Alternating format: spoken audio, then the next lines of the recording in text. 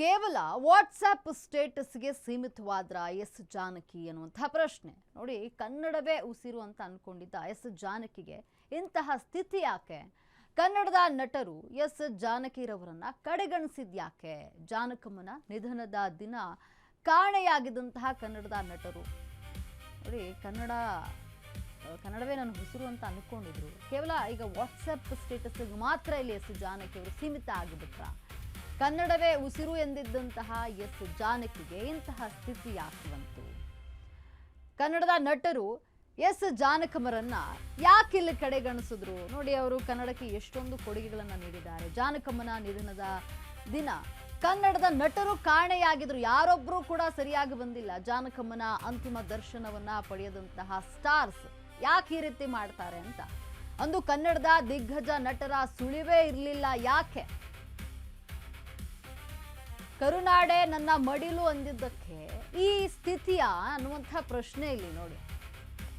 ಕೇವಲ ವಾಟ್ಸಪ್ ಸ್ಟೇಟಸ್ಗೆ ಮಾತ್ರ ಸೀಮಿತ ಆಗ್ಬಿಟ್ರು ಇಲ್ಲಿ. ಅವಾಗ ಮಾತ್ರ ವಾಟ್ಸಪ್ ಸ್ಟೇಟಸ್ನಲ್ಲಿ ಹಾಕೊಂಡ್ರು. ಆದರೆ ಅವರ ಒಂದು ಅಂತಿಮ ದರ್ಶನಕ್ಕೆ ಬರಬೇಕಲ್ವಾ? ದಿಗ್ಗಜ ನಟರು ಯಾಕೆ ಬರಲಿಲ್ಲ ಅಂದರೆ ಇಲ್ಲಿ ಎಷ್ಟು ಬೇಸರ ಆಗುತ್ತೆ ಅನ್ನುವಂಥದ್ದು. ಅವರು ಕನ್ನಡವೇ ನನ್ನ ಉಸಿರು, ಕರ್ನಾಟಕಕ್ಕೆ ಒಳ್ಳೊಳ್ಳೆ ಹಾಡುಗಳನ್ನು ಅವರ ಧ್ವನಿ ಮೂಲಕವಾಗಿ ನೀಡಿದ್ರು. ಈ ರೀತಿ ಇರಬೇಕಾದ್ರೆ ಅದು ಮೈಸೂರಿನಲ್ಲೇ ನೆಲೆಸಿದ್ರು, ಬೇರೆ ಎಲ್ಲೂ ಅಲ್ಲ. ಮೈಸೂರಿನಲ್ಲೇ ಇದ್ದಾಗ ನಿಮಗೆ ಬಂದು ಅಂತಿಮ ದರ್ಶನ ಮಾಡ್ಲಿಕ್ಕೆ ಆಗ್ತಾ ಇರಲಿಲ್ವಾ? ಈ ಪ್ರಶ್ನೆ ಸಹಜವಾಗಿಯೇ ಜನರಲ್ಲಿ ಮೂಡುತ್ತೆ ನೋಡಿ. ಅವರು ಕನ್ನಡವನ್ನು ತುಂಬ ಸ್ಪಷ್ಟವಾಗಿ ಹಾಡ್ತಾ ಇದ್ರು, ಕನ್ನಡ ಹಾಡುಗಳನ್ನು. ಮೈಸೂರಿನಲ್ಲೇ ನೆಲೆಸಿದ್ರು.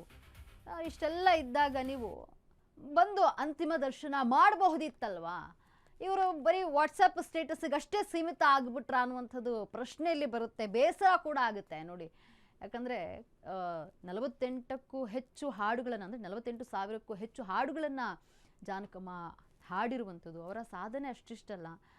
ಜೊತೆಗೆ ಅವರು ತುಂಬ ಹಂಬಲ್ ಪರ್ಸನ್. ಅವರು ಪ್ರತಿಯೊಬ್ಬರನ್ನು ಕೂಡ ನಗ್ನಗ್ತಾ ಮಾತಾಡಿಸ್ತಾ ಇದ್ರು. ಈ ರೀತಿ ಇರಬೇಕಾದ್ರೆ ನಟರಿಗೆ ಒಂದು ಸ್ವಲ್ಪ ಬಿಡುವು ಮಾಡಿಕೊಂಡು ಬಂದು ಅಂತಿಮ ದರ್ಶನವನ್ನು ಮಾಡೋಕೆ ಆಗ್ತಾ ಇರಲಿಲ್ವಾ? ಅಷ್ಟೊಂದು ಬ್ಯುಸಿ ಆಗ್ಬಿಟ್ರ? ಯಾಕಂದರೆ ಮತ್ತೆ ನೀವು ಮುಖ ನೋಡ್ತೀನಿ ಅಂದರೆ ನಿಜಕ್ಕೂ ಕೂಡ ಸಿಗೋದಿಲ್ಲ. ಅಂತಿಮ ದರ್ಶನ ಮಾಡ್ಬೋದಿತ್ತಲ್ವಾ ಅಂತ. ಕೊನೆಗೂ ಕರುನಾಡಿನ ಮಣ್ಣಲ್ಲೇ ಮಣ್ಣಾದಂತಹ ಜಾನಕಮ್ಮ ಅಂದು ಎಲ್ಲಿ ಹೋಗಿದ್ರಿ? ಶಿವಣ್ಣ, ರವಿಚಂದ್ರನ್, ಸುದೀಪ್ ಎಲ್ಲಿ ಹೋಗ್ಬಿಟ್ಟಿದ್ರಿ ನೀವೆಲ್ಲ? ಅಂತಿಮ ದರ್ಶನಕ್ಕೂ ಸಹ ಬಾರದಷ್ಟು ಬ್ಯುಸಿ ಆಗಿದ್ರ ನೀವೆಲ್ಲ ಬಂದು ದರ್ಶನ ಮಾಡ್ಬೋದಿತ್ತಲ್ವಾ? ಅಂತಿಮ ದರ್ಶನ ನಿಮ್ಮ ಸಿನಿಮಾಗೆ ಜಾನಕಮ್ಮನ ಧ್ವನಿ ಮಾತ್ರ ಬೇಕಿತ್ತೆ.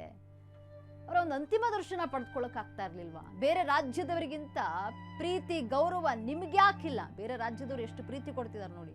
ಜಾನಕಮ್ಮ ಎಲ್ಲೋ ವಿದೇಶದಲ್ಲಿ ನಿಧನರಾಗಿರ್ಲಿಲ್ಲ, ನಮ್ಮ ಕರ್ನಾಟಕ ಮೈಸೂರಿನಲ್ಲೇ ನಿಧನರಾಗಿದ್ರು. ಪಕ್ಕದ ಮೈಸೂರಿಗೆ ಬಂದು ನಿಮಗೆ ದರ್ಶನ ಮಾಡೋಕೆ ಆಗ್ತಾ ಇರ್ಲಿಲ್ವಾ? ನಿಮ್ಮ ಸಿನಿಮಾಗಳಿಗೆ ಒಳ್ಳೊಳ್ಳೆ ಹಾಡುಗಳನ್ನ ಹೇಳಿದ್ದಾರೆ. ದೇಶ ವಿದೇಶದಿಂದ ಸಂಗೀತಗಾರರು, ಅಭಿಮಾನಿಗಳು ಬಂದಿದ್ರು ಅವರ ಅಂತಿಮ ದರ್ಶನವನ್ನ ಪಡೀಲಿಕ್ಕೆ. ಆದ್ರೆ ನಿಮಗೆ ಅಂತಿಮ ದರ್ಶನಕ್ಕೆ ಟೈಮ್ ಇರ್ಲಿಲ್ವಾ? ಅಷ್ಟೊಂದು ಬ್ಯುಸಿ ಇತ್ತ? ಯಾಕಂದ್ರೆ ನೀವು ಮತ್ತೆ ಮುಖ ನೋಡ್ತೀನಿ ಅಂದ್ರೆ ಅವರ ಮುಖ ಸಿಗೋದಿಲ್ಲ. ಅಂತಿಮ ದರ್ಶನ ಪಡಿಬಹುದಿತ್ತಲ್ವಾ? ನಿಮ್ಮ ಸಿನಿಮಾಗಳಿಗೆ ಒಳ್ಳೊಳ್ಳೆ ಹಾಡುಗಳನ್ನು ಕೊಟ್ಟಿದ್ದಾರೆ. ರವಿಚಂದ್ರನ್ ಆಗಿರ್ಲಿ, ಶಿವರಾಜ್ ಕುಮಾರ್ ಆಗಿರ್ಲಿ, ಸುದೀಪ್ ಆಗಿರ್ಲಿ, ನೀವೆಲ್ಲ ಒಂದು ಅಂತಿಮ ದರ್ಶನ ಪಡೀಲಿಕ್ಕೆ ಆಗ್ತಾ ಇರ್ಲಿಲ್ವಾ ನೋಡಿ. ಅವರ ಒಂದು ಆಸೆ ಏನಿತ್ತು, ಮೈಸೂರಿನಲ್ಲೇ ಇರಬೇಕು ಅನ್ನುವಂಥದ್ದು, ಅದರಂತೆ ಮೈಸೂರಿನಲ್ಲೇ ವಾಸ ಇದ್ರು, ಮೈಸೂರಿನಲ್ಲೇ ಮಣ್ಣಾದ್ರು.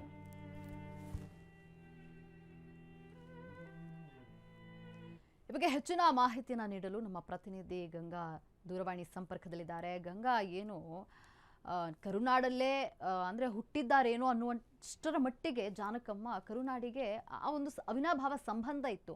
ಆದರೆ ನಮ್ಮ ಒಂದು ಕರುನಾಡಿನ ಸ್ಟಾರ್ಸ್ ಏನಿದ್ದಾರೆ, ಸೆಲೆಬ್ರಿಟೀಸ್ಗಳು ಏನಿದ್ದಾರೆ, ದಿಗ್ಗಜ ನಟರು, ಅವರು ಮಾತ್ರ ಜಾನಕಮ್ಮನ ಒಂದು ಅಂತಿಮ ದರ್ಶನಕ್ಕೆ ಬಂದಿಲ್ಲ. ಮತ್ತೆ ಇನ್ನೊಂದ್ಸಲ ಅವ್ರ ಮುಖ ನೋಡ್ತೀನಿ ಅಂದರೆ ಖಂಡಿತ ಸಿಗೋದಿಲ್ಲ.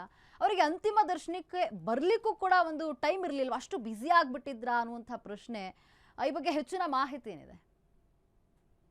ಎಸ್ ಲಕ್ಷ್ಮಿ, ಇದೀಗ ಭಾನುವಾರ ಏನು ಜಾನಕಮ್ಮ ಈಗಾಗಲೇ ಅಗಲಿರುವಂಥದ್ದು. ಈ ಒಂದು ಮೈಸೂರಿನಲ್ಲಿ ಅಂತಿಮ ಸಂಸ್ಕಾರಕ್ಕೂ ಕೂಡ ಆ, ಅಂತಿಮ ದರ್ಶನಕ್ಕೆ ವ್ಯವಸ್ಥೆಯನ್ನ ಮಾಡಲಾಗಿತ್ತು. ಸಾಕಷ್ಟು ಜನ VIP ಗಳು ಬರ್ತಾರೆ ಅಥವಾ ಕನ್ನಡದ ಚಿತ್ರರಂಗದ ನಟ ನಟಿಯರು ಬರ್ತಾರೆ ಅಂತ ನಾವೆಲ್ಲರೂ ಕೂಡ ಅನ್ಕೊಂಡಿದ್ವಿ. ಆದ್ರೆ ಎಲ್ಲೋ ಒಂದು ಕಡೆ ನೋಡಿದಾಗ ಕಂಪ್ಲೀಟ್ ಆಗಿ ಈ ಒಂದು ಅಂತಿಮ ದರ್ಶನವನ್ನ ನೋಡಿದಾಗ ನಮ್ಗನ್ಸಿದ್ದು ಯಾರು ಕೂಡ ಬಂದೇ ಇರ್ಲಿಲ್ಲ. ಬೆರಳೆಣಿಕೆ ಅಷ್ಟು ಮಾತ್ರ ಬಂದಿದ್ರು.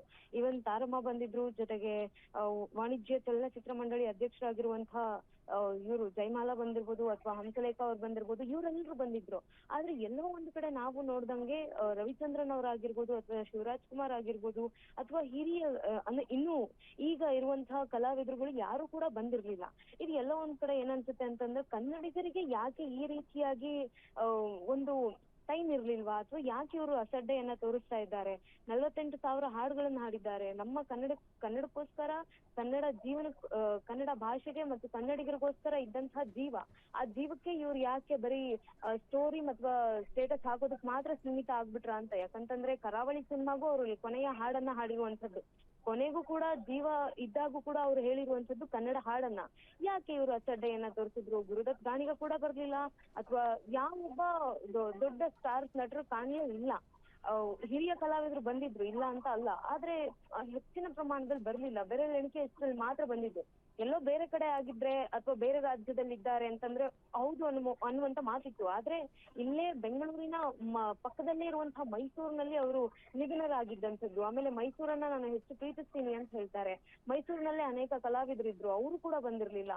ಎಲ್ಲೋ ಒಂದ್ ಕಡೆ ಇದನ್ನೆಲ್ಲ ಗಮನಿಸಿದಾಗ ನಮ್ಗೆ ಒಂದ್ ಕಡೆ ಬೇಜಾರಾಗೋದು ಏನು ಅಂತಂದ್ರೆ, ಕನ್ನಡಿಗರೇ ಈ ರೀತಿಯಾಗಿ ಮಾಡಿದ್ರೆ ಯಾವ ಮಟ್ಟಕ್ಕೆ ಇದು ಇನ್ನೂ ಹೋಗ್ಬೋದು? ಸೌಜನ್ಯಕ್ಕೂ ಕೂಡ ಒಂದು ಮಾತಾಡೋದಕ್ಕೂ ಕೂಡ ಹೋಗ್ಲಿಲ್ಲ. ಬರೀ ಸ್ಟೇಟಸ್ ಹಾಕ್ಬಿಟ್ಟು ಸುಮ್ಮನಾಗಿರುವಂತದ್ದು ನಿಜಕ್ಕೂ ಶೋಚನೀಯ ಅನ್ನೋದು ತಾನೇ ಹೇಳ್ಬಹುದು. ಧನ್ಯವಾದ ಗಂಗಾ, ನಿಮ್ಮೆಲ್ಲ ಮಾಹಿತಿಗಾಗಿ.